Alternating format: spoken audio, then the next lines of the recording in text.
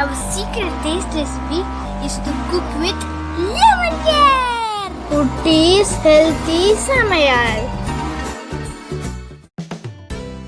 Hello friends, welcome to Kutties healthy Samayal. Be positive, be healthy. இன்னைக்கு நம்ம ஹெல்த்தியான டேஸ்டியான கேரட் கேக் எப்படி செய்யறதுன்னு பார்க்கலாமா? அதுக்கு முன்னாடி நம்ம சேனலை சப்ஸ்கிரைப் பண்ணாதவங்க சப்ஸ்கிரைப் பண்ணிவிட்டு பக்கத்தில் இருக்க பெல் பட்டனை கிளிக் பண்ணிக்கோங்க. ஆல் ஆப்ஷனை கிளிக் பண்ணுங்கள். அப்போ தான் நாங்கள் போடுற எல்லா வீடியோஸோட நோட்டிஃபிகேஷன்ஸ் உங்களுக்கு வரும். இது வரைக்கும் சப்ஸ்கிரைப் பண்ண எல்லாருக்கும் தேங்க்யூ ஸோ மச்.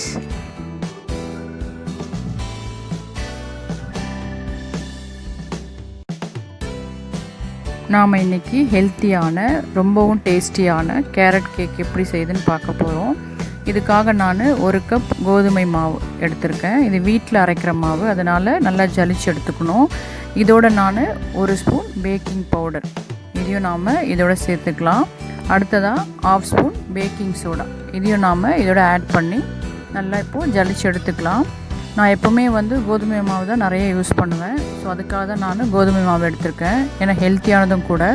உங்களுக்கு விருப்பம் இருந்தால் நீங்கள் மைதா கூட இதுக்கு யூஸ் பண்ணிக்கலாம். ஏன்னா மைதா கோதுமையோட கொஞ்சம் வெள்ளையாகவே இருக்கும் மாவு, அதனால் கலரிங் உங்களுக்கு நல்லா கிடைக்கும். ஆனால் ஹெல்த்தியானதுன்னு பார்த்தோம்னா நமக்கு கோதுமை மாவு தான். முக்கியமாக நம்ம வீட்லேயே கோதுமை வாங்கி க்ளீன் பண்ணி அரைச்சி எடுத்து வச்சோம்னா இன்னும் ஹெல்த்தியாகவே இருக்கும்.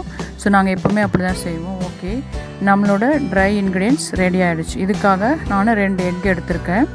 இதை நம்ம உடச்சி இதோட ஆட் பண்ணிக்கலாம். நீங்கள் எக் வேண்டான்னிங்கன்னா 1/3 கப்ஸ் தயிர் எடுத்துக்கலாம். அதாவது 1/4 கப்பு கொஞ்சம் அதிகமாக, 1/2 கப்புக்கு கொஞ்சம் கம்மியாக தான் 1/3 கப்ஸ்.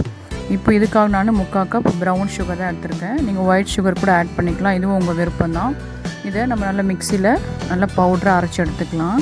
ஏன்னா நம்ம டேரெக்டாக அப்படியே ட்ரை இன்க்ரீடியன்ஸில் ஆட் பண்ண போகிறோம். அதுக்காக பவுடரை அரைச்சி எடுத்தாச்சு. இப்போ நமக்கு 3/4 கப்புக்கு கொஞ்சம் அதிகமாக கிடச்சிருக்கு, அதோடு ஆட் பண்ணிக்கலாம். நீங்கள் 1 கப் வரைக்கும் கூட ஸ்வீட் ஆட் பண்ணிக்கலாம், அது உங்கள் டேஸ்ட்டை பொறுத்து. நெக்ஸ்ட்டு 1/4 கப் ஆயில் இதையும் நாம் இதோட ஆட் பண்ணிக்கலாம். ஆட் பண்ணி நல்லா மிக்ஸ் பண்ணி விட்டுக்கலாம். பாருங்கள், நம்மளோட பேட்டர் ரொம்ப திக்காக இருக்குது. ஸோ இதில் நாம் ஃபஸ்ட்டு 1 ஸ்பூன் வெனிலா எசன்ஸ் இதை ஆட் பண்ணிக்கலாம் ஃப்ளேவருக்காக. அடுத்ததாக நான் 1/2 கப் மில்க் எடுத்து வச்சுருக்கேன். கொஞ்சம் கொஞ்சமாக ஆட் பண்ணி நம்ம பேட்டர் நல்லா நம்ம மிக்ஸ் பண்ணி விட்டுக்கலாம். ஏன்னா நம்ம ரொம்ப தண்ணி ஆக்கிடக்கூடாது, அதனால் கொஞ்சம் கொஞ்சமாக கிராஜுவலாக நம்ம ஆட் பண்ணி மிக்ஸ் பண்ணிக்கணும். இப்போது இந்த பேட்டரில் நமக்கு கரெக்டான கன்சிஸ்டன்சி. இதில் நான் துருவி எடுத்து வச்சுருக்கேன் கேரட், இது 1/2 கப். இதை இதோட ஆட் பண்ணி நல்லா மிக்ஸ் பண்ணி விட்டுக்கலாம். அதாவது நம்ம எவ்வளோ மாவு எடுக்கிறோமோ அதுக்கு 1/2 பார்ட் நம்ம கேரட் ஆட் பண்ணோம்னா அந்த டேஸ்ட்டும் அந்த கலரிங்கும் நமக்கு நல்லா கிடைக்கும். இப்போ நான் எடுத்த 1/2 கப் பாலில் ஒரு 2-3 ஸ்பூன் பால் மீதி ஆகிடுச்சு. ஸோ உங்கள் மாவுக்கு ஏற்ற போல் நீங்கள் ஆட் பண்ணிக்கோங்க. ரொம்ப தண்ணியாக இல்லாமல் இந்த கன்சிஸ்டன்சி நமக்கு பேட்டர் இருக்கணும். ஓகே, இப்போ நம்மளோட கேக் பேட்டர் ரெடி ஆகிடுச்சு. இதை நான் ஆல்ரெடி க்ரீஸ் பண்ணி எடுத்து வச்சுருக்கேன் ஒரு வெசல், அதாவது ஆயில் அப்ளை பண்ணி அதில் கோதுமை மாவு ஸ்ப்ரெட் பண்ணி வச்சுருக்கேன். இதில் நாம் இந்த கேக் பேட்டரை ஆட் பண்ணிக்கலாம். இது நீங்கள் கேக் டின் இருந்தால் அது கூட நீங்கள் ஆட் பண்ணி நீங்கள் வச்சுக்கலாம். ஓகே, இப்போது நம்மளோட பேட்ரு ரெடி ஆகிடுச்சு. இதை நல்லா நம்ம டேப் பண்ணி விட்டுக்கலாம். அதில் இருக்க ஏர் பபிள்ஸ்லாம் நமக்கு நல்லா ரிலீஸ் ஆகி வரணும். ஓகே, நல்லா டேப் பண்ணியாச்சு. இப்போது ஆல்ரெடி நான் 10 மினிட்ஸ் குக்கர் ப்ரீ ஹீட் பண்ணி வச்சுருக்கேன். சால்ட் நம்ம குக்கர் பாட்டத்தில் லைட்டாக அதை கவர் பண்ணுற மாதிரி போட்டால் போதும். ரொம்ப ஆட் பண்ணோம்னா நம்ம கேக்கோட டேஸ்ட்டு மாறிடும். ஓகே, இப்போது நமக்கு ரெடியாக இருக்குது குக்கர். அதில் நாம் கேக் பேட்டரை வச்சிடலாம். வச்சுட்டு நம்ம குக்கர் மூடியை க்ளோஸ் பண்ணிக்கலாம். இது 35 to 40 மினிட்ஸ் ஆகும். உங்கள் பாத்திர அளவை பொறுத்து நீங்கள் 35 மினிட்ஸ்லேருந்து செக் பண்ணிக்கலாம்.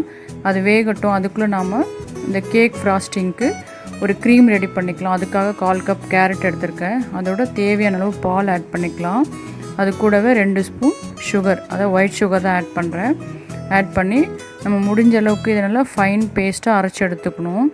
அப்போ தான் நமக்கு க்ரீமியாக இருக்கும். அப்போது கேக்கில் அப்ளை பண்ணுறதுக்கு ஈஸியாக இருக்கும். அரைக்க தேவையானதெல்லாம் நாம் இதில் ஆட் பண்ணியாச்சு. இப்போ நம்ம அரைச்சி எடுத்துக்கலாம். அரைச்சாச்சு. இதை நம்ம ஒரு பவுலில் ட்ரான்ஸ்ஃபர் பண்ணிக்கலாம். இப்போ நாம் இதை பாயில் பண்ணுற பாத்திரத்தில் ட்ரான்ஸ்ஃபர் பண்ணியாச்சு. இதுக்காக நாம் ஃப்ரெஷ் க்ரீமோ இல்லை ப்ளைன் மில்க் கூட இதில் ஆட் பண்ணிக்கலாம். நான் இன்றைக்கி ப்ளைன் மில்க் தான் ஆட் பண்ணுறேன். அதுக்கு முன்னாடி நாம் 1/2 ஸ்பூன் கோதுமை மாவு இதோட ஆட் பண்ணிக்கலாம். ஏன்னா அந்த திக்னஸ்க்காக நீங்கள் மைதா கூட ஆட் பண்ணிக்கலாம், இதுவும் உங்கள் விருப்பம் தான். நான் கொஞ்சமாக மில்க் ஆட் பண்ணிக்கிறேன். ஆட் பண்ணி நல்லா நம்ம பாயில் பண்ணி எடுத்துக்கலாம். இது பாயில் பண்ணும்போது நல்லா நமக்கு அந்த திக்னஸ் வரும்போது இதோட 1 ஸ்பூன் பட்டர் இதை ஆட் பண்ணிக்கலாம். அப்போ தான் நமக்கு அந்த க்ரீம் நமக்கு நல்ல டேஸ்டியாக நல்ல க்ரீமியாக இருக்கும். அதுக்காக நம்ம பட்டர் ஆட் பண்ணுறோம். நல்லா நம்ம மிக்ஸ் பண்ணிகிட்டே இருக்கணும், இல்லை அடியில் அப்படியே பிடிச்சிரும் இது. ஓகே, இப்போ பாருங்கள் இந்த கன்சிஸ்டன்சி நமக்கு கரெக்டாக இருக்கும். இதுதான் கேக் மேலே அப்ளை பண்ணுறதுக்கான கரெக்டான கன்சிஸ்டன்சி. நம்ம ஸ்டவ் ஆஃப் பண்ணி இதை ஒரு பவுலில் ட்ரான்ஸ்ஃபர் பண்ணிக்கலாம். இது நல்லா ஆறி வரட்டும். இப்போ நம்மளோட கேக் வெந்துருச்சான்னு பார்க்கலாம். ஏன்னா எனக்கு இன்றைக்கி 45 மினிட்ஸ் தேவைப்பட்டது. நம்ம கேக்கோட பாத்திரத்தை பொறுத்து தான் அது வேகிற டைம் எடுக்கும். இப்போ நம்ம குக்கரை ஓப்பன் பண்ணி பார்க்கலாம். வாவ், நம்மளோட கேக் பாருங்கள் நல்லா கலர்ஃபுல்லாக ஃப்ளஃபியாக வந்திருக்கு. நம்ம ஒரு நைஃப் விட்டு பார்க்கலாம். பாருங்கள் ஒட்டாமல் வந்திருக்கு. ஸோ நம்மளோட கேக் நல்லா வெந்து வந்துடுச்சு. நீங்கள் டூத் பிக் கூட யூஸ் பண்ணி செக் பண்ணிக்கலாம். இப்போ கேக் ஆறின பிறகு நம்ம இதை ஒரு பிளேட்டில் ட்ரான்ஸ்ஃபர் பண்ணிக்கலாம். ட்ரான்ஸ்ஃபர் பண்ணியாச்சு. நம்மளோட க்ரீம் ப்ளஸ் கேக் ரெடி ஆகிடுச்சு. நாம் இந்த க்ரீமை கேக் மேலே அப்ளை பண்ணி ஃப்ரீசரில் ஒரு 10 மினிட்ஸ் வச்சோம்னா நம்ம அப்படியே நல்லா அது பிடிச்சிக்கும் கேக்கோட. அப்புறம் நம்ம கட் பண்ணி சாப்பிட்லாம். ஆனால் நான் இதை கேக்கில் அப்ளை பண்ண முடியல. ஏன்னா நான் ஒரு ஸ்பூன் அதில் ஆட் பண்ணிவிட்டு நெக்ஸ்ட்டு ஏதோ ஒரு வேலையை எழுந்திரிச்சு போனேன். அதுக்குள்ளே க்ரீம் அப்படியே சாப்பிட்டாங்க பிள்ளைங்க. ஸோ அது காலி ஆகிடுச்சு. ஸோ நாங்கள் கேக் மேலே க்ரீம் அப்ளை பண்ணவே இல்லை. ஆனால் அப்படியே நாங்கள் கட் பண்ணி சாப்பிட்டோம். அதுவும் ரொம்ப டேஸ்டியாக இருந்தது. ஏன்னா அந்த கேரட்டோட ஃப்ளேவர், அந்த கலர், அந்த டேஸ்ட் ரொம்ப நல்லா இருந்தது. ஹெல்த்தியானதும் கூட. கட் பண்ணும்போதே பாருங்கள் எவ்வளோ சாஃப்டாக இருக்குது. அதே போல் ரொம்ப டேஸ்டியாகவும் இருந்தது. கேக்கோட டெக்ஸ்சரே பாருங்கள் எவ்வளோ சூப்பராக இருக்குது. பாருங்கள் உள்ளெல்லாம் எவ்வளோ நல்லா இருக்குது. நல்லா ஸ்பாஞ்ச் போல் நல்லா ப்ரெஸ் பண்ண அவ்வளோ சாஃப்டாக இருந்தது. நாம் இதில் கேரட் கோதுமை மாவு தான் ஆட் பண்ணுறோம். ஸோ அது ஹெல்த்தியானது கூட. கேரட் எல்லாருக்குமே தெரியும் நம்மளோட கண் பார்வைக்கு ரொம்ப நல்லது. ஸோ இந்த மாதிரி ஹெல்த்தியாக கேக் செஞ்சு நம்மளும் சாப்பிடும்போது அதோட ஹெல்த் பெனிஃபிட்ஸை நாமளும் என்ஜாய் பண்ணலாம். ஸோ நீங்களும் அதை ட்ரை பண்ணி பார்த்துட்டு எங்களுக்கு அந்த டேஸ்ட்டை கமெண்ட் பண்ணுங்கள். தேங்க்யூ.